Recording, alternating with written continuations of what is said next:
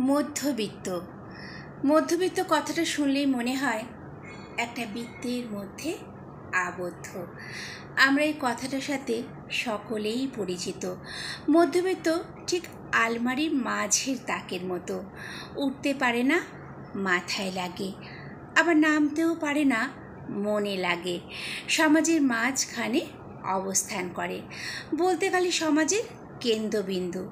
নিচে নামার ভয় আর ওপরে ওঠার ইচ্ছে, এই নিয়েই সারাটা জীবন কেটে যায়। স্বপ্ন দেখার অবাধ ইচ্ছে, কল্পনা ও বাস্তবের ঘেরাটোপে এই মধ্যবিত্ত জীবন। দিবা স্বপ্ন দেখার বিলাসিতা ও তার পূরণের চেষ্টাই একমাত্র লক্ষ্য। তারা সব সময় চায় তাদের সন্তানরা যেন তাদের স্বপ্নগুলো পূরণের লক্ষ্যে পৌঁছাতে পারে। তাই শৈশব থেকেই অভিভাবকরা তাদের সন্তানদের মাথায় বীজ মন্ত্র ঢুকিয়ে দেয়, শিক্ষাই একমাত্র সমাজে উচ্চ স্তরে প্রতিষ্ঠিত হবার মূল মন্ত্র। ঈশ্বর, যিনি সবার উপরে সমানভাবে বিরাজমান হলেও মা লক্ষ্মী ও সরস্বতী কিন্তু তাদের উদারতা সবার ক্ষেত্রে সমানভাবে ভাগ করেন না। প্রথমে মা সরস্বতীকে সন্তুষ্ট করলে লক্ষ্মী তার আশীর্বাদ প্রদান করেন। শিক্ষা, পরিশ্রম ও সৎ কর্মের মাধ্যমে যে অর্থ আমরা আয় করি, সেটাই সঠিক রাস্তা। মধ্যবিত্ত সমাজ এই চিন্তাধারা নিয়েই বেঁচে থাকেন। এই সততার কিন্তু সমাজে আজ বড়ই অভাব।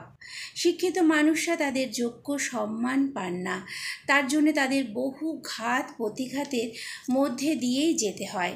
তাদের মূল্যায়ন করার মানুষ আজ কমে যাচ্ছে। কিছু মানুষ মধ্যবিত্ত থেকে উচ্চবিত্ত হতে গিয়ে নানা পন্থা অবলম্বন করছেন।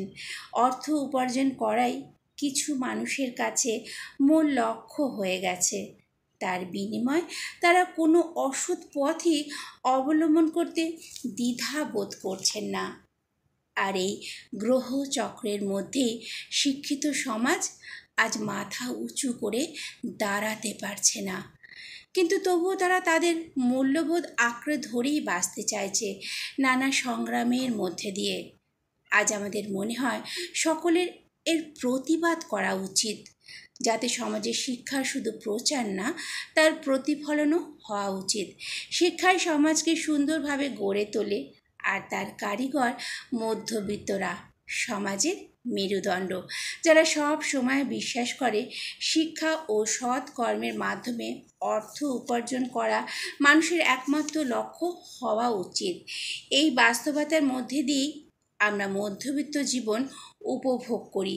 যেদিন এই চিন্তাধারার পতন হবে, সেদিন আর সমাজের মানুষ সুস্থ ও সুন্দরভাবে বেঁচে থাকতে পারবে না। তাই ভবিষ্যৎ প্রজন্মের জন্য নিজেদের স্বার্থেই এই সমাজ গড়ার প্রয়োজন। মানুষের বিবেক ও বুদ্ধির চেতনা হোক, বিকশিত হোক চিন্তাধারা, গড়ে উঠুক সুন্দর একটি সমাজ। সবাই স্বাধীন হয়ে বাঁচতে পারুক, কারো কলুষিত চিন্তাধারা ও বিকৃত মস্তিষ্কের শিকার না হয়ে। আমি তাপসী চ্যাটার্জি এমনি একটা সুন্দর সমাজ গড়ার স্বপ্ন দেখি। সকলের চেতনা জাগ্রত হোক। আমার লেখার মাধ্যমে এই আবেদনটুকুই করি, শিক্ষার আলোয় সাজানো এই সমাজটা যেন সুরক্ষিত থাকে, অপরাধীদের হাতে গ্রাস না হয়ে যায়। তাহলে আমাদের ভবিষ্যৎ প্রজন্মের পতন হতেও সময় লাগবে না। তাদের সুরক্ষিত রাখার জন্যই আমাদের একত্রিত হয়ে সুস্থ পরিবেশ গঠন করার দায়িত্ব নিতে হবে।